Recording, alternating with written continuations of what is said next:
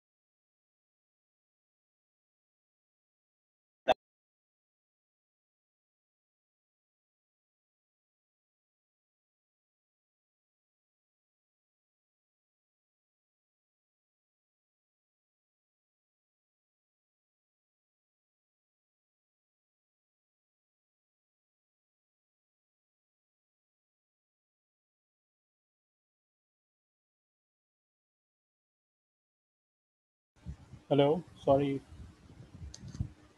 जी, आप कुछ पूछ रहे थे सलमान? सर मैं कह रहा था कि हमने ट्राइंगल और स्फीयर के लिए ये किए हैं कि जो सिर्फ पेंटागन और हेक्सागन के लिए काम करना। आवाज़ आपकी थोड़ी क्लियर नहीं हुई, क्या कहा आपने? सर हमने किए हैं ये इसके लिए, ये अच्छा, जो, यस सर। ठीक है, वेरी गुड। अच्छा, सर अब चैप्टर चैप्टर हाँ, 3 से रिलेटेड असाइनमेंट भी नहीं मिले थे हमको। ओह अच्छा अच्छा, चलें, मैं आपको आज ही जो है दे दूंगा। यस तो सर, देखिए थैंक हाँ, तो तो देखिए, ये कुछ तो थोड़ी सी जो है मीन चीज़ें थी कि आप इन तमाम चीज़ों को सॉरी, जैसे आप कह सकते हैं कि ये ग्रुप थ्योरी के जो ऑपरेशंस हैं, आप उन्हें मैथमेटिकली तौर पर आप कैसे लिख सकते हैं। अच्छा, अब ये जो बहुत छोटी सी जो एक तरह से ट्रिवियल एग्जांपल थी, इसमें तो आप देख सकते हैं कि स्पेस इसमें इन्वॉल्व हैं, क्योंकि आप स्क्वायर को मूव कर रहे हैं, रोटेट कर रहे हैं, ट्रायंगल को आप रोटेट कर रहे हैं।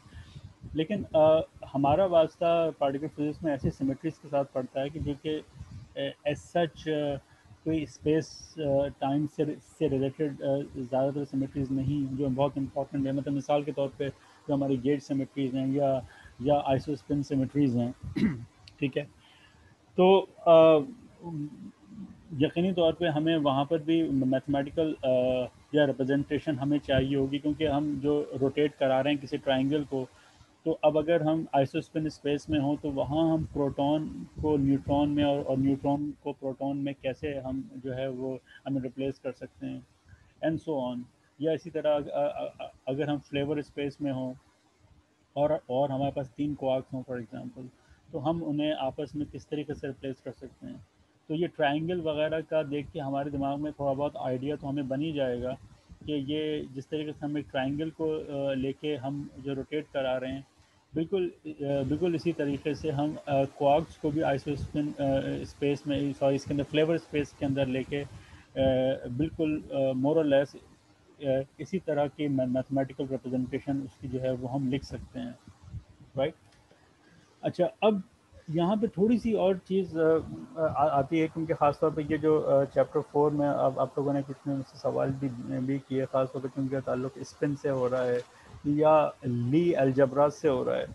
क्योंकि देखिए, मैंने जैसे आपसे कहा था कि आपके पास एक ग्रुप होगा और ग्रुप से एसोसिएटेड जो है वो अलजबराज होते हैं। तो अब वहाँ पर हम उनकी मैथमेटिकल रिप्रेजेंटेशन कैसे लिखेंगे? तो अब ये तो ज़रा सा आसान था, जैसे मैं फिर कह रहा हूँ कि बॉक्स घुमा दिया और ट्रायंगल घुमा दिया, लेकिन वहाँ पर ये चीज़ें कंट्रोल हो रही होती हैं कुछ पैरामीटर्स से।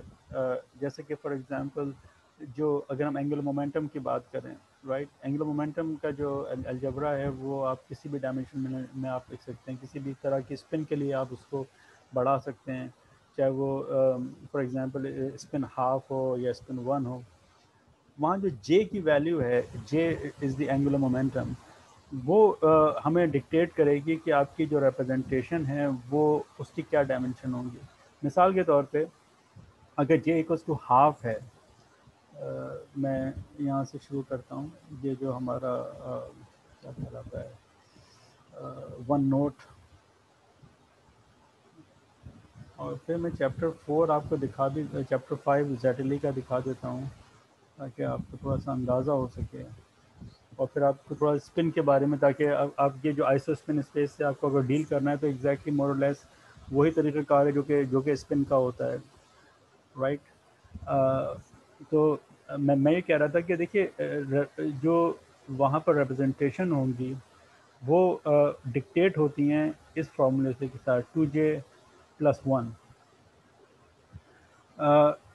यानी कि मिसाल के तौर पे अगर हमारे पास j इक्वल्स टू हाफ है, ठीक है, तो हमें मालूम है कि ये 2j+1 की वजह से क्या होगा, ये हो जाएगा 2।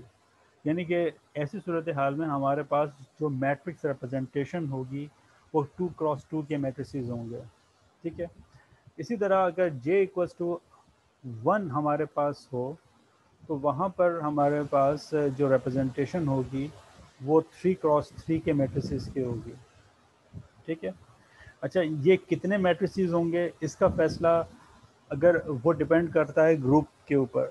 मिसाल के तौर पे अगर आपके पास SUN ग्रुप है, शायद आपको ये बात पता हो, अगर आपके पास SUN ग्रुप है तो आपके पास नंबर ऑफ़ जनरेटर्स जो होते हैं, अच्छा ये डायमेंशन जो मैं बता रहा हूँ वो मैं जनरेटर्स की बता रहा हूँ, तो नंबर ऑफ़ जनरेटर आपके पास होते हैं n² - 1/2। तो अब अगर जैसे हमारे पास जो है क्या कहना चाहिए कि कि अगर SU2 है, ठीक है,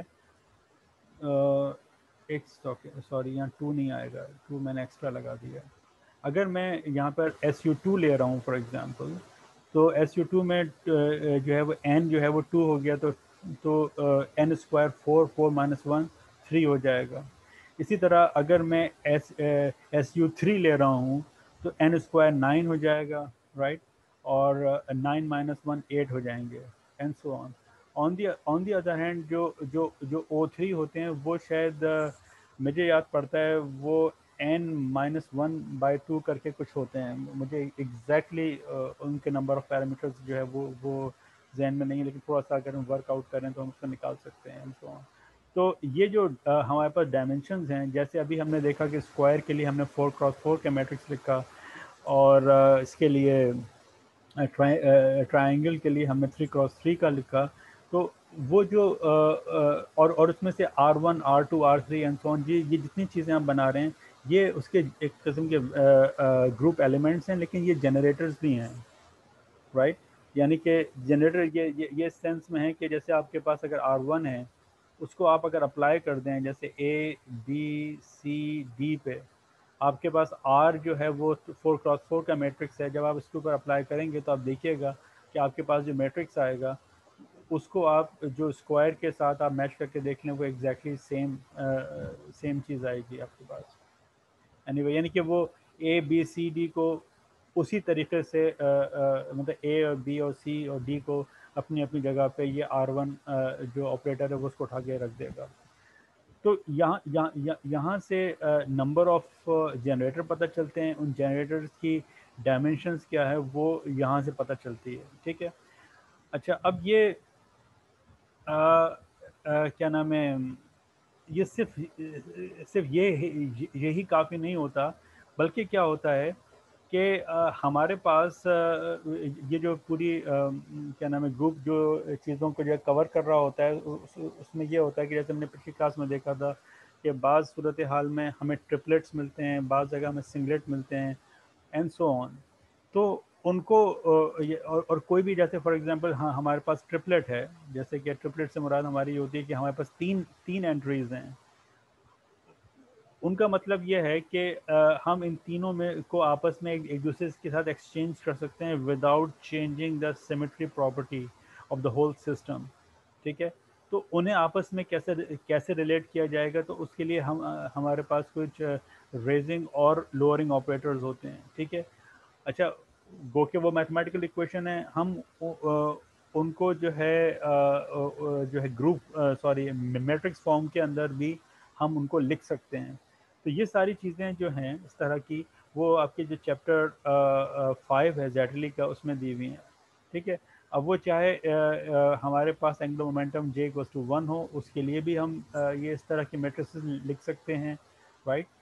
और चाहे वो स्पिन हो यानी कि j इक्वल्स टू हाफ हो, उसके लिए भी हम ये सारी चीज़ें लिख सकते हैं। तो let's try to quickly have a look at जेटली, कि जेटली का मैं आपको वो चैप्टर दिखाऊं और हम क्विकली कोशिश करें कि इसमें कुछ चीज़ों को हम कवर कर सकें। एक सेकेंड, कहाँ गई जेटली, किधर गई? ओके, जेटली इज हियर,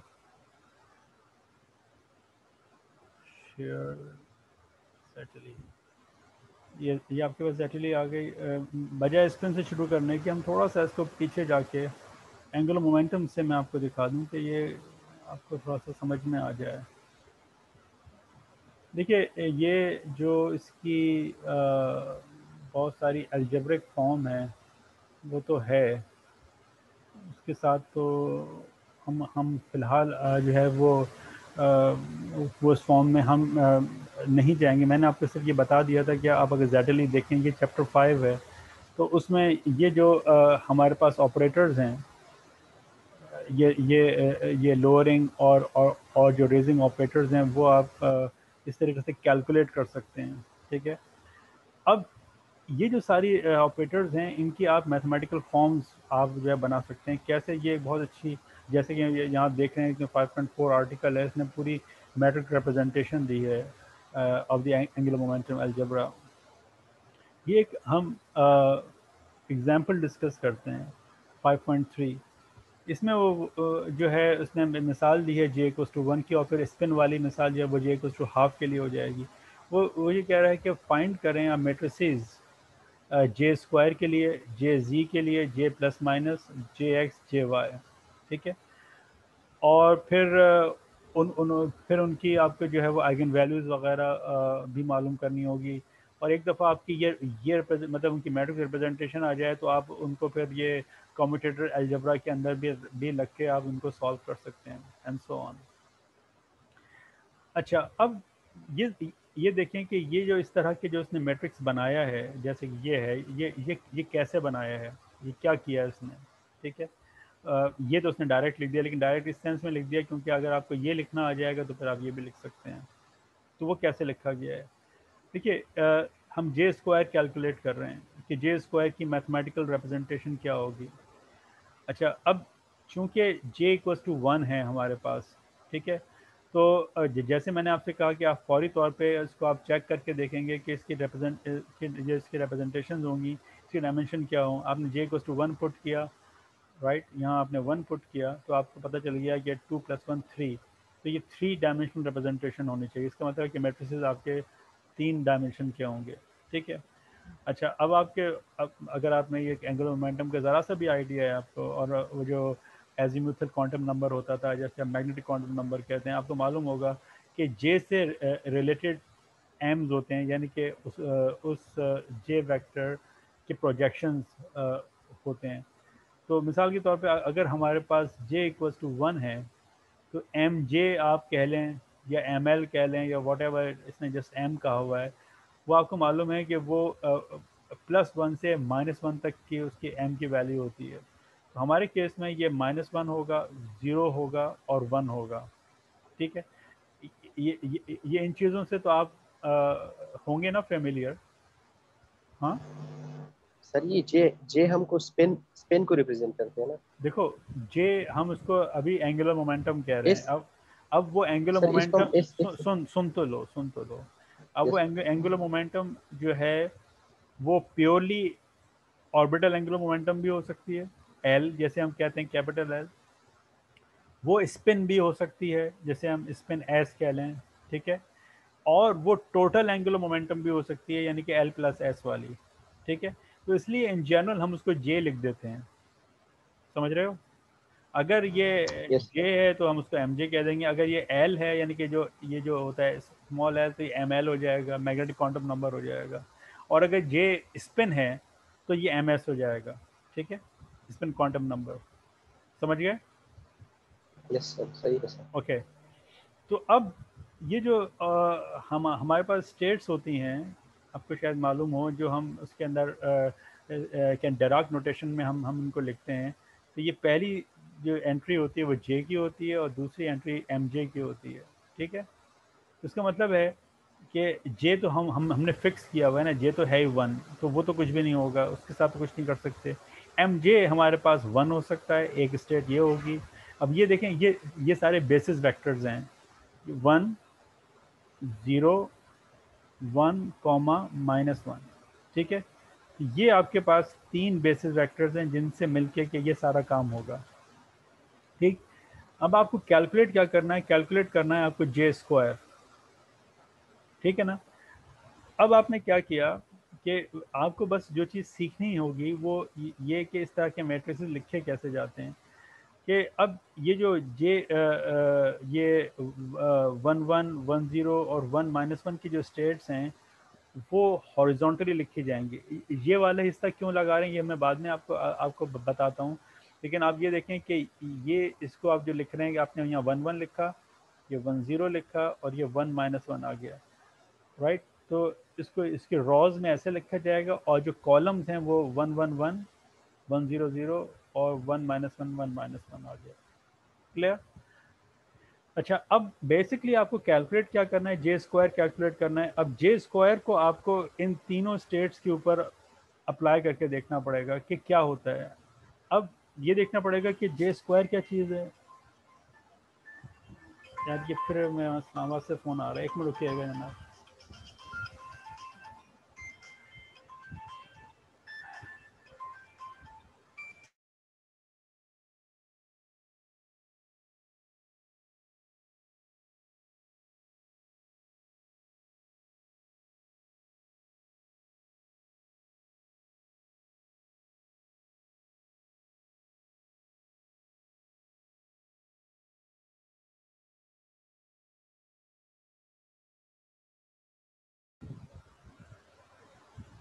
जी जनाब। ओके, सो हमें ये देखना पड़ेगा कि जे स्क्वायर के का जो रिज़ल्ट है वो इन स्टेट्स पे क्या होता है। उसके लिए हम आगे चलते हैं।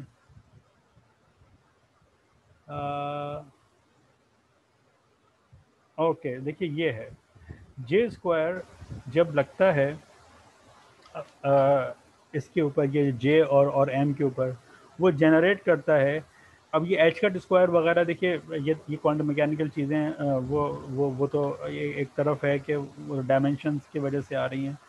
ये जनरेट जो करता है वो J × J+1 जनरेट करता है। और ये हमारे पास क्रॉनिकल डेल्टा आ रहे हैं। क्यों आ रहे हैं ये? क्योंकि हम, अगर आप गौर करें तो आप ये मैट्रिक्स एलिमेंट आप कैलकुलेट कर रहे हैं, ठीक है। अ, ये ऑर्थोगोनैलिटी कंडीशन हमें ये बता रही है कि ये आपको उसी सूरत में नॉन ज़ीरो रिजल्ट देगा कि जब J prime equals to J हो और M prime equals to M हो। यानी कि अगर आपके पास डिफरेंट स्टेट्स होंगी, राइट, तो आपके पास जवाब जो है वो ज़ीरो हो जाएगा। क्या मतलब होगा इसका? मिसाल के तौर पे अगर यहाँ पर आपके पास यहाँ 1 है और यहाँ 1 है, ठीक है। अगर ये स्टेट ऐसी हो कि जो 1 J = 1 और M = 1 ना हो, लेट्स से -1 हो, तो जवाब आपके पास ज़ीरो आ जाएगा, ठीक है।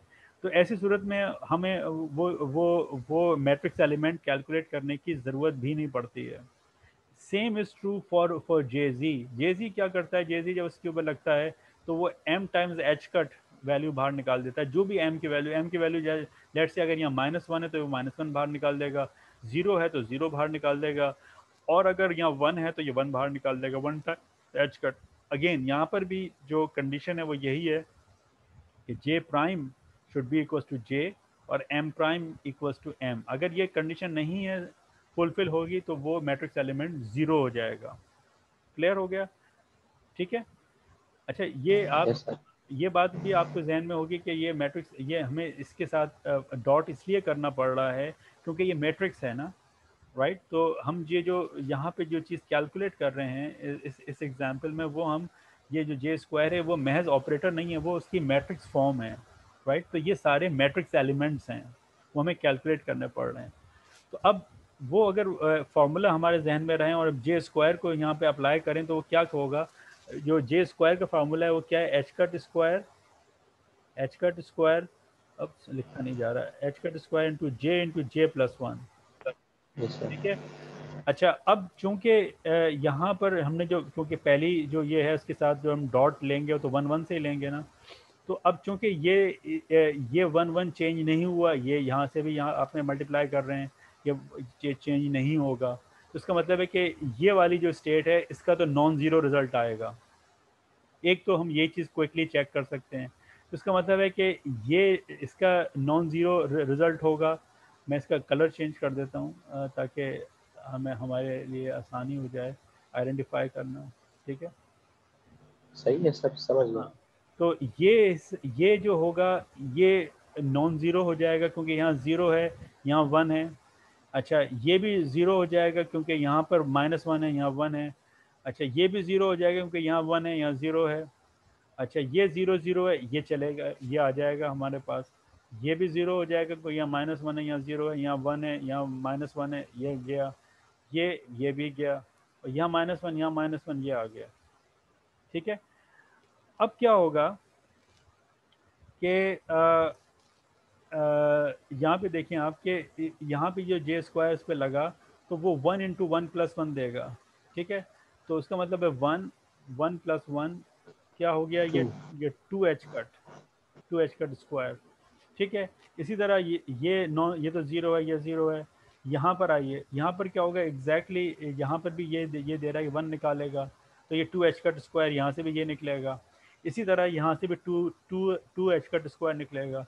तो उसने 2h कट स्क्वायर कॉमन निकाल के ये बना दिया। समझ आई बात आपके? बिल्कुल इसी तरह आप अगर जे स्क्वायर की जगह इमेजिन करें कि यहाँ पे जे जी हो, तो आप यहाँ पे जे स्क्वायर की जगह जे जी लिख दें। अच्छा, कंडीशन उसमें भी यही है कि जे जी के अंदर जो हमारे पास आइगन या उसकी आप समझें आइगन वैल्यू जो होती है वो ये होती है, लिखने में प्रॉब्लम हो रही है,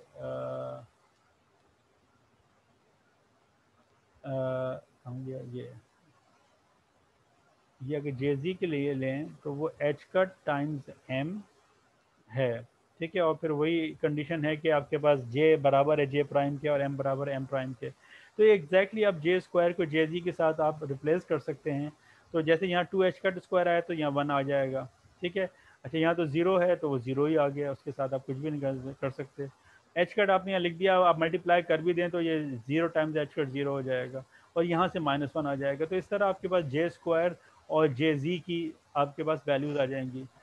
अगर आप सर। इमेजिन करें आप जे स्क्वायर को रिप्लेस कर दें एस से, स्पिन क्वांटम नंबर का मैग्नीट्यूड से, तो एग्जैक्टली आप ये इसी तरह का मैट्रिक्स जो कि 3×3 का है, वहाँ आप 2×2 का आप लिख रहे होंगे। फ़र्क क्या होगा, यहाँ पे जे है ना, यहाँ पे जे की वैल्यू चूंकि हम 1 ले रहे हैं, वहाँ जे की वैल्यू आप हाफ ले रहे होंगे। ठीक है। और उसके लिहाज से ये वाला फैक्टर कैलकुलेट हो जाएगा, और वो 2×2 का मैट्रिक्स होगा। इसी तरह जो एस जी होगा वो भी 2×2 का मैट्रिक्स होगा, और एग्जैक्टली इसी तरीके से लिखा जाएगा। तो ये जो हम मैट्रिक्स रिप्रेजेंटेशन देख रहे हैं, अगर आप किसी एक जे की वैल्यू के लिए आप ढंग से समझ लें, तो फिर वो जे की कोई भी वैल्यू हो उसके लिए आप उसका सारा उसकी मैट्रिक्स रिप्रेजेंटेशन आप जो है वो लिख सकते हैं। आप कोई सवाल कर रहे थे? जे जे जेड के लिए जो हमने फर्स्ट डायगोनल वन आ गया, सेकंड जीरो, थर्ड वाला माइनस वन, तब हाँ, सेकंड जीरो और माइनस वन कैसे आया? कैसे आया? इस वजह से आया कि यहाँ पर एम की वैल्यू क्या है यहाँ पे।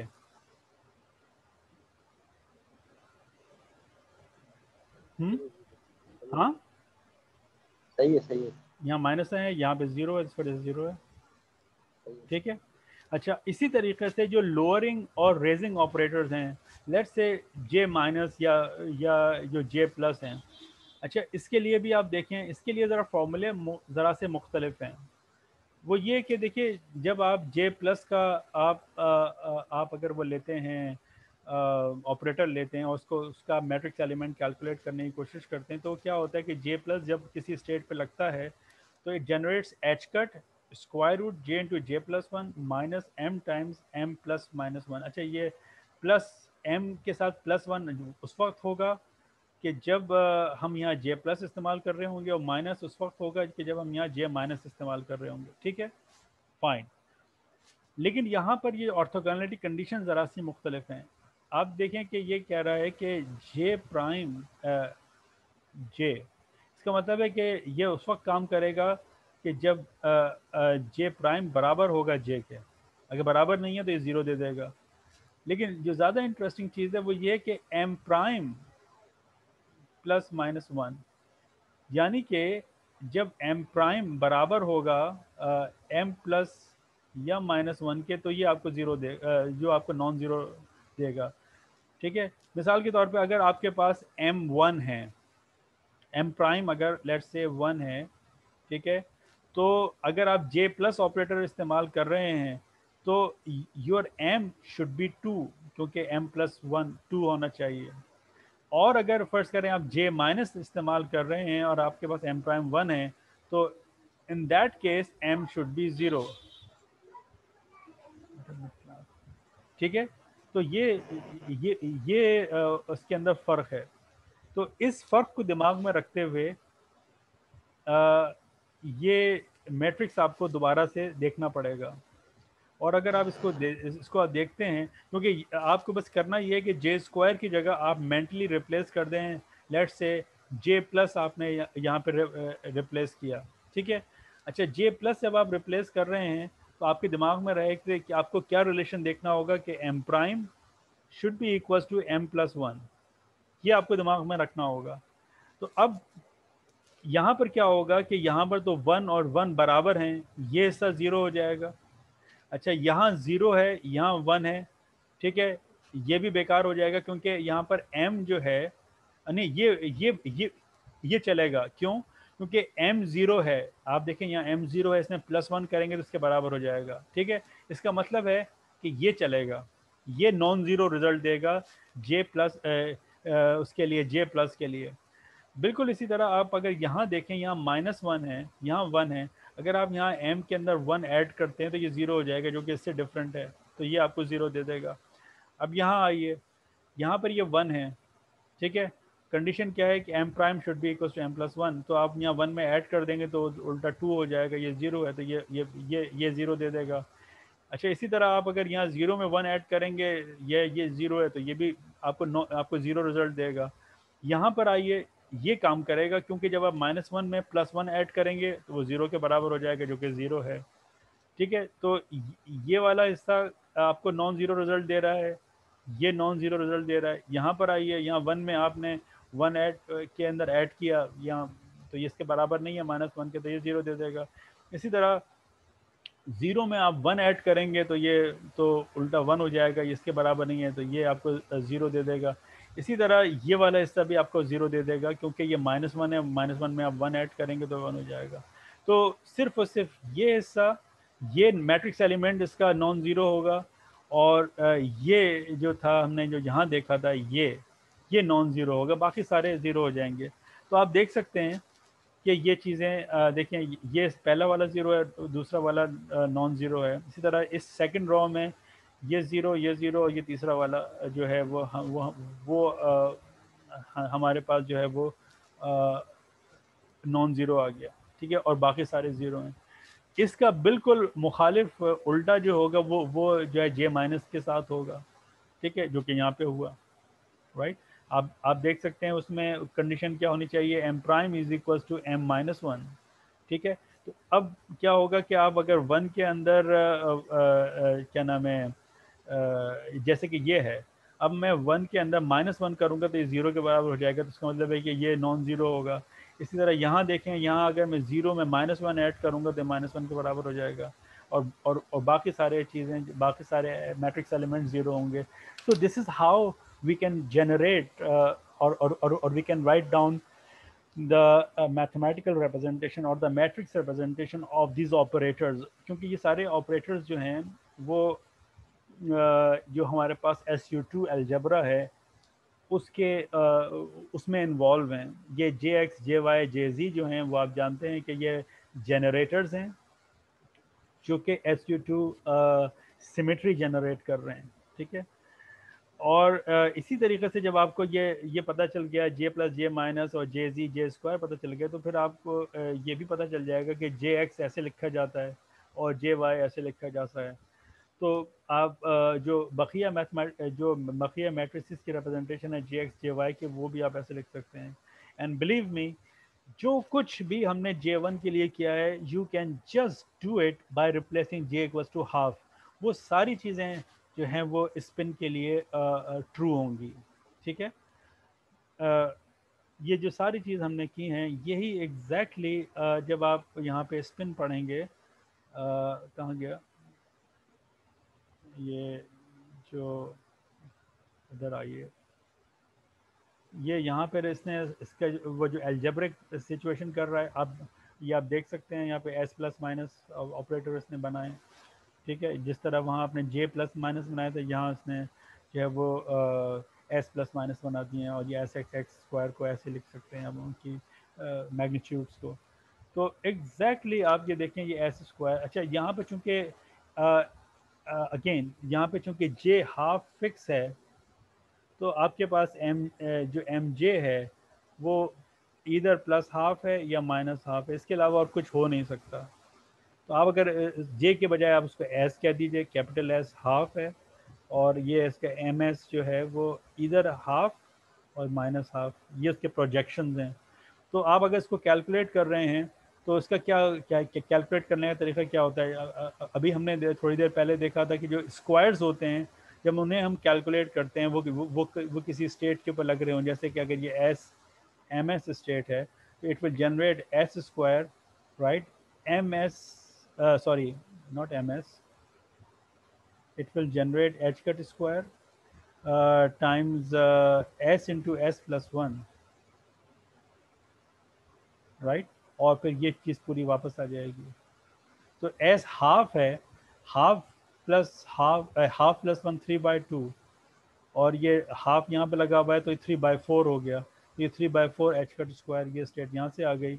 एस जी क्या होगा, एस सी जब आपके पास एस एम एस पे लगेगा तो ये आपको क्या दे देगा, सिंपल डिपेंडिंग अपॉन कि एम एस की क्या वैल्यू है, plus minus half H cut, sorry मैंने हाफ नहीं लिखा, half H cut S M S, ठीक है। ये इस तरह जो है वो लिख दिया जाएगा, समझ गए आप। तो ये हो रहा है इसके अंदर। तो एग्जैक्टली वही मैकेनिज्म हम यहाँ पे लगा रहे हैं। अच्छा, ये फिक्स एंगल कैसे आ गया, इस वजह से आ गया कि एम एस की वैल्यू फिक्स है, हम इसके यहाँ पे मैग्नीट्यूड ले रहे हैं, तो वो हाफ एच कट है, और एस क्या है वो आप यहाँ से निकाल सकते हैं, हाफ एच कट डाल के, तो वो जो एच कट वगैरह कैंसिल हो जाएंगे, बाकी जो ये नंबर बचेंगे वो ये होगा, तो ये आपके पास फिक्स एंगल आ जाएगा थीटा। ये वो एंगल है जो कि एम जो हमारे पास फर्ज करें कि ये हमारे पास फिक्स डायरेक्शन है मैग्नेटिक फील्ड की, ठीक है, और इस डायरेक्शन में हम कह रहे हैं कि ये इसका टोटल मैग्नीट्यूड है एस का। तो ये एम एस जो है वो बेसिकली प्रोजेक्शन होता है। तो इधर ये अगर हाफ प्लस हाफ है तो ये इस तरफ होगा, माइनस हाफ है तो नीचे की तरफ होगा, एंड सो ऑन, और वो इस एंगल के ऊपर होगा, ये मतलब है। और ये सारे एंगल जो हैं आप जानते हैं कि ये किसी स्पेस में नहीं हो रहे हैं, ये हमने अपने तौर पे एक तरह से ये, क्योंकि स्पिन तो खैर चलें इसका ताल्लुक स्पेस टाइम से फिर भी हो सकता है, लेकिन याद रखिएगा कि स्पिन का मतलब ऐसा नहीं है कि कोई जो है लट्टू घूम रहा है।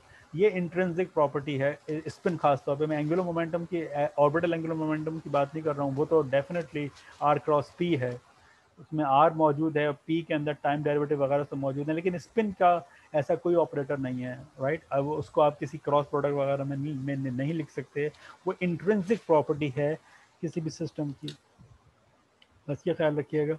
और बाकी आप देखें कि ये एग्जैक्टली वही कुछ किया हुआ है जो हमने अभी थोड़ी देर पहले देखा है। तो आप इसके सारे मैट्रिक्स रिप्रेजेंटेशन जो है वो आप लिख सकते हैं, और इसको हम जो स्पिन कह रहे हैं इसी अलजबरा को हम आइसो स्पिन अलजबरा कह सकते हैं। क्यों? क्योंकि देखिए आइसो स्पिन का, मैं जैसे मैंने इससे पहले भी कहीं आपको लिखा था, iso means similar to spin, यानी कि आइसो स्पिन का मतलब हुआ कि सिमिलर टू स्पिन। ये बेसिकली हाइजेनबर्ग का आइडिया था। हाइजेनबर्ग ने सबसे पहले ये नोट किया था कि मिसाल के तौर पे अगर हम प्रोटॉन की बात करें या न्यूट्रॉन की बात करें, ठीक है, उस वक्त तक ये क्वार्क कंटेंट्स वगैरह के उनको उन्हें हरगिज़ भी कोई इल्म नहीं था, सवाए इसके कि वो ये देख रहे थे कि प्रोटॉन का मैस तकरीबन if I am not wrong 937 है, और प्रोटॉन का जो न्यूट्रॉन का मैस है वो भी कुछ 937 पॉइंट समथिंग है, मुझे एग्जैक्टली याद नहीं है, लेकिन थोड़ा सा ज़्यादा है इसका। अब लेट्स से मैं आसानी के लिए कह दूं 38 कह दूं। खैर ये एम की बात हो रही है, याद रखिएगा, दिस इज़ एम, मुझे एग्जैक्टली याद नहीं है, थोड़ा सा फ़र्क है। तो उसने कहा कि क्या हम ऐसा सोच सकते हैं कि प्रोटॉन किसी स्पिन में, क्योंकि अच्छा हमें मालूम है कि ये दोनों फर्मियन है, ये भी हाफ है, ये भी हाफ है, वो और बातें कंपोजिट हैं, लेकिन उस वक्त तक कंपोजिट का उन्हें कोई इल्म नहीं था। क्वार्क का आइडिया तो बहुत बाद में आया। ये मैं बात कर रहा हूँ आइसो स्पिन का आइडिया तो 1930s वगैरह का आइडिया है, 30s और अर्ली 40s का। तो हाइजेनबर्ग का आइडिया ये था कि why don't we just think of proton and neutron as के, क्योंकि वो स्पिन से तो बहुत फेमिलियर थे, उसने कहा कि ऐसा करते हैं कि प्रोटॉन को हम ये अज्यूम करते हैं कि वो कोई स्पिन अप स्टेट है किसी स्पिन स्पेस में। उन्होंने कहा कौन सी स्पिन? उन्होंने कहा let's say similar to spin, let's call it isospin. और जो प्रोटॉन है, सॉरी न्यूट्रॉन है, वो स्पिन डाउन स्टेट है उसी आइसो स्पिन स्पेस के अंदर, ठीक है। ये जस्ट हमारी असाइनमेंट है, हम एग्जैक्टली इसका ऑपोजिट भी सोच सकते थे। हम कहें कि प्रोटॉन जो है वो डाउन स्टेट है आइसोस्पिन स्पेस में, और न्यूट्रॉन जो है वो स्पिन अप स्टेट है ये इसके अंदर जो है आई मीन आइसोस्पिन स्पेस में। तो इट डजेंट मैटर, जब तक कि आप कंसिस्टेंटली मैथमेटिक्स कर रहे हैं इससे कोई फ़र्क नहीं पड़ेगा। इसी तरह हम स्पिन अप को प्लस हाफ के बजाय माइनस हाफ कह दें तो उससे कोई फ़र्क नहीं पड़ेगा, तावक्त है कि हम बिल्कुल कंसिस्टेंट रहे हैं।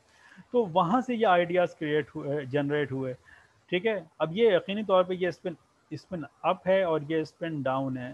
तो ये जो आइसो स्पिन स्पेस पूरी फॉर्म हो रही है वो इन दो बेसिस वेक्टर्स के बुनियाद पर हो रही है, 1 और 0 1। और बकिया सारी जो स्टेट्स बनेंगी वो in terms of these two जो बेसिस वेक्टर्स हैं इनकी टर्म में बनेगी। तो यही वजह है कि शुरू में चूंकि इन लोगों ने असाइन, फिर जब क्वार्क्स वगैरह सामने आ गए तो फिर उन्होंने अप और डाउन वगैरह को ही जो है वो आइसोस्पिन असाइन की थी, और बकिया क्वार्क्स को उन्होंने आइसोस्पिन नहीं असाइन की क्योंकि उनको ज़रूरत नहीं पड़ी, क्योंकि फिर वो क्वार्क्स वगैरह का आइडिया और ज़्यादा क्लियर हो गया। तो वो फिर चीज़ें उन्होंने जो है आप समझिए कि उसको दूसरी तरीक़ों से हमें डिफ़ाइन करना शुरू कर दिया। तो फिर वो आइसोस्पिन का आइडिया वो वहाँ पर होकर रह गया, लेकिन वो आइडिया अभी भी इतना पावरफुल है कि जहाँ पर ये अप एंड डाउन वगैरह इस तरह के क्वार्क्स इन्वॉल्व हैं, आप मुख्तलिफ जो इंटरेक्शंस हैं उनकी आउटकम के चांसेस आप कैलकुलेट कर सकते हैं, और ये देख सकते हैं कि कौन सा रिएक्शन जो है वो फॉर एग्जांपल ज़्यादा प्रोबेबल है और कौन सा कम प्रोबेबल है, डिपेंडिंग अपॉन के कौन सी फोर्स आइसोस्पिन जो कंजर्वेशन है उसको वायलेट करती है और कौन सी उसको कंजर्व रखती है, एंड सो ऑन। तो ये सारी जो चीज़ें हैं ये बेसिक क्वांटम मैकेनिक्स से ये लोग ये सीख के आ रहे थे। तो एनी क्वेश्चन, आप इसको फर्दर आप क्लास लेना चाह रहे हैं तो हम इसको कंटिन्यू कर सकते हैं।